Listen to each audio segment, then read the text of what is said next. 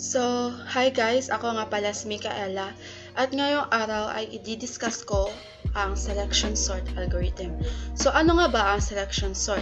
Ang selection sort ay isang simple at straightforward na sorting algorithm na ginagamit sa programming. Ito ay isang comparison-based sorting algorithm kung saan ang ideya ay pagpilian ng pinakamaliit na elemento mula sa listahan at paglipat nito sa simula ng listahan.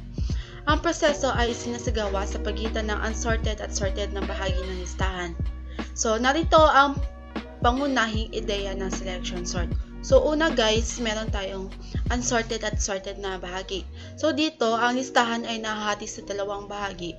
Una ay ang unsorted o hindi pa naaayos at ang sorted o naaayos na. Sa simula, ang buong listahan ay tinuturing na unsorted.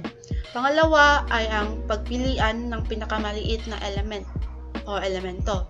Dito guys, ipinipili ang pinakamaliit na elemento mula sa unsorted na bahagi ng listahan. Pangatlo naman ay ang paglipat sa sorted na bahagi. Ang pinakamaliit na elemento ay inilipat sa simula ng listahan at ginagawang bahagi na ito ng sorted na bahagi ng listahan. Pang-apat ay ang ulitin ang proseso. Dito guys, ang proseso ay inuulit para sa natitirang unsorted na bahagi ng listahan hanggang sa maging buo na ang sorted na bahagi ng listahan. Meron ako ditong code para mas ma-explain pa kung ano talaga ang ibig sabihin ng selection sort. Dito guys, magsisimula tayo sa main. Itong public static void main string. Ito ay nagdedeklara ng main method, ang pangunahing entry point ng ating programa. Pangalawa, ito, meron tayong array na meron tayong isang array ng integers na tinatawag na R na may mga preset na halaga gaya ng 21, 60, 32, 1, 41, 34 at 35. Dito naman sa ating system.out.println, ito ay nagpapakita ng original na array gamit ang for each loop.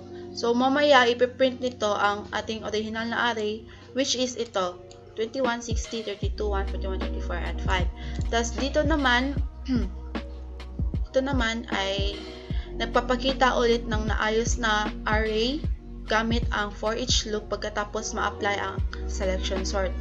Ipiprint nito mamaya ang ating sorted array pagkatapos natin gamitin ang selection sort method. Next guys, dito tayo sa ating public class. Ito ay nagsisimula ng pagbuo ng Java class na tinatawag natin na tester.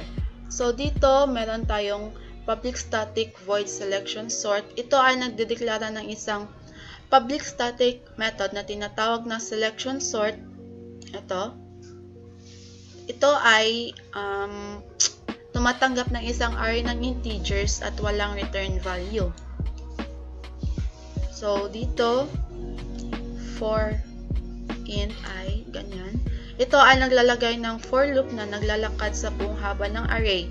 Ang variable I dito ay nagrepresenta ng ating index ng kasalukuyang elemento na tinitignan. Ito. Pagkatapos niyan, meron naman tayong ulit na for loop na nagsisimula sa susunod na index pagkatapos ng I hanggang sa dulo ng ating array. Ang variable j naman, ito, ay gagamitin para tingnan ang mga natitirang di inaayos na elemento. Tapos niyan, meron tayo dito if, ito yan guys, yung if statement. Ito ay naglalagay ng if statement na tinitignan ko ang elemento sa index j ay mas maliit kaysa sa elemento sa ating index, at kung ito ay totoo, ini-update nito ang index upang ituro sa bagong pinakamaliit na elemento. Pagkatapos niyan, meron tayong ditong ito sila. Ito ay naglalagay ng code na nagpapalit ng lugar ng pinakamaliit na elemento at ng kasakuluyang elemento sa ating index I, ito ay nagbibigay buhay sa ating selection sort algorithm. So, try natin itong paraan, guys. Ayan. So, ito na ang ating output.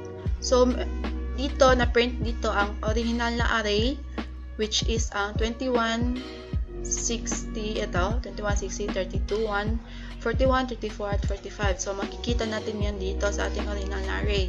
So, dito.